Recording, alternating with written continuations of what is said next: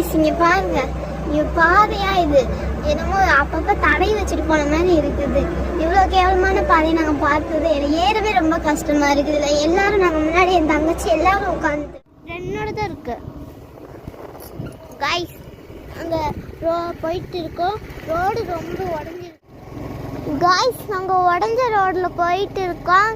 இந்த ரோடில் போகிறதே ரொம்ப கஷ்டமாக இருக்குது. எங்கள் அப்பா வேறு கஷ்டப்பட்டு நின்று போயிட்டு இருக்காரு. ஆமாம் மாதிரி அங்கே 2 பேர் வந்துட்டு இருக்காங்க. அது இல்லாமல் ஒரு ரெண்டு வண்டி போயிட்டு இருக்கு. நாங்கள் சிறுமலையிலே வந்துட்டு இருக்கோம். நாங்கள் தமிழ் பேச மாட்டோம்.